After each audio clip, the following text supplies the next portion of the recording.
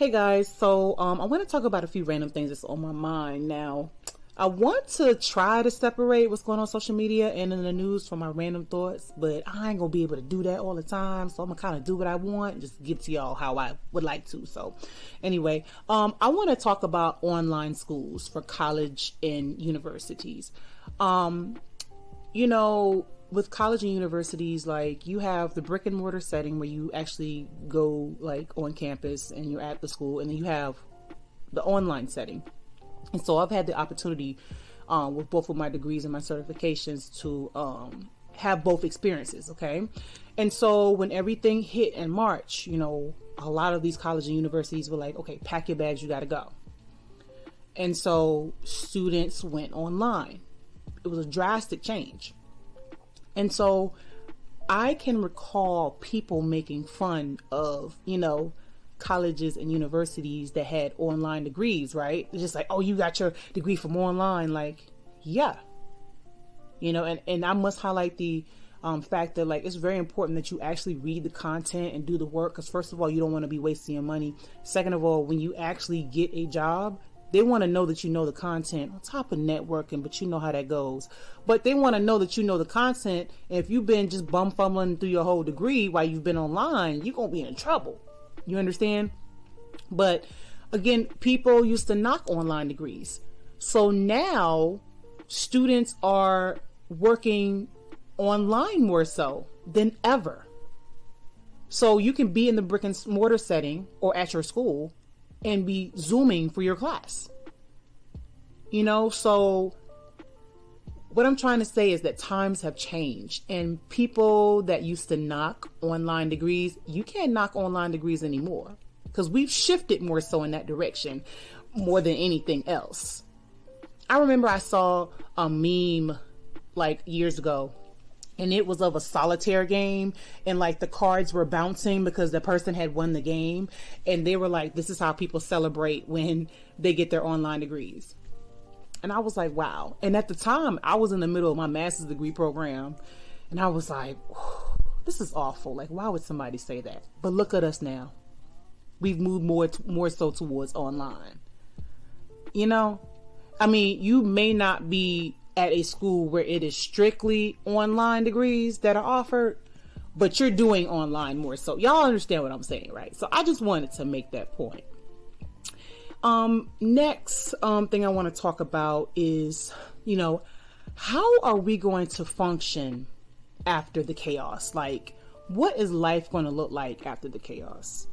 Like, there are issues with politics and job loss, and, you know, we have to wear the masks for health and safety practices. You know, we have schools that are reopening and closing, and stores are closing early. You know, I'm upset about Walmart here. You know, it closes early, child. I like to do my little late night runs, but whatever. You know, people are taking their lives. You know, protests are happening. Families are having problems. You know, no churches in session in a lot of areas. Church people are getting exposed. You got people having mental health issues. Businesses are closing down. You know, the stock market has been affected. I mean, it's improving, but however, and you know, with everything that's going on and that's been impacted, it's like when we get back to the point of some sense of normalcy, like, we're going to wake up and say, what? There's no issues in the political world like they are now? Like, Walmart's open 24 hours? Like, we don't have to wear a mask? Like, quarantine? What? There's people that's outside. Like, I know there's people outside right now, and they doing whatever they want, and they shouldn't be.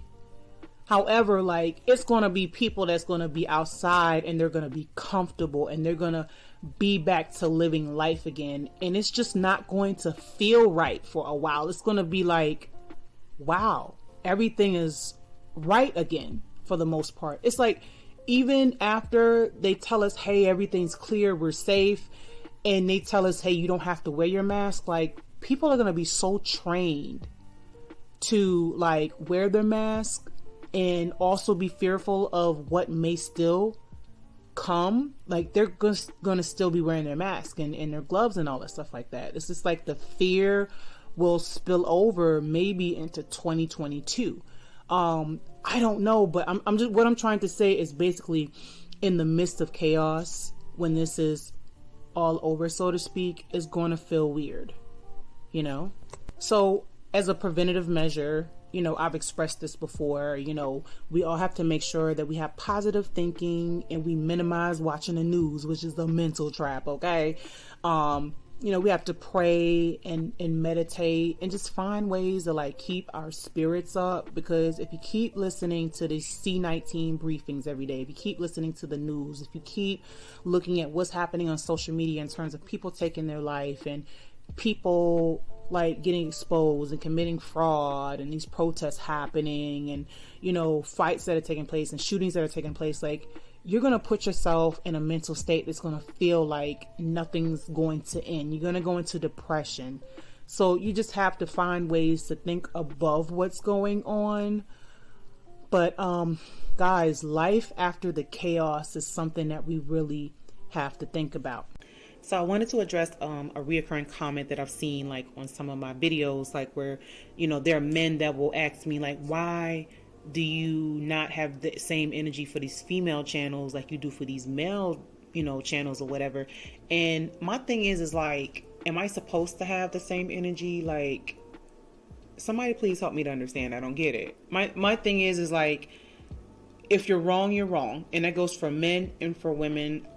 You know, I try to be as neutral as I can. As a woman, naturally, by nature, I'm going to lean towards the female side. However, I try to stay 50-50 as much as possible. But, you know, men will watch male channels and women will watch the female channels on YouTube, okay? And then you have the man and the woman that'll cross over and watch the opposite channel just to see what's going on the other side of the world. You know what I'm saying? They want to explore things, and there's nothing wrong with that because I do that as well. But I do not support and watch radical feminists on YouTube, the ones that are triggered by their past and you feel it in their videos, or the ones that, you know, are figuratively stomping around with the pink sign saying I hate men. And I don't do those type of channels, okay? And it just would not be practical for me to be watching their videos and say, you know what, I'm sick of them bashing men. I'm going to come on my channel and let them know how I feel and I hope they hear it. Nah, what? That's very weird. I just could not see myself doing that. You know, I watch level-headed female channels, okay? For instance, I listen to Chloe _ on YouTube. First of all, she's not for play, okay? She's very detailed and thought out with her content. And you have to be a real woman or even a real man. You can come over there and listen to her too. And be in order to process her content. You know, she speaks about hypergamy and the Peter Pan syndrome and the Cinderella syndrome and, you know, dating in an older age and, you know, leaving the dusties behind. Like, she addresses both ends. So you really have to be able to take that type of information in. I can deal with her. Another person I listen to is Real Talk with Yanni. She's another person where, you know, if you wrong, you're wrong.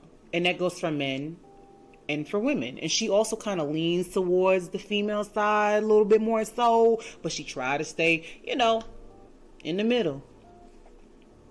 And there's a few other channels that I watch, but, you know, I just gave y'all 2 examples of some female channels that I watch where those women are practically level-headed, and I can deal with that. But these other girls that talk about crazy things, I can't deal with that. It's too much for me. You know? Okay, y'all, so that's all that I have. All right, leave your thoughts below if you would like. All right, you guys, take care.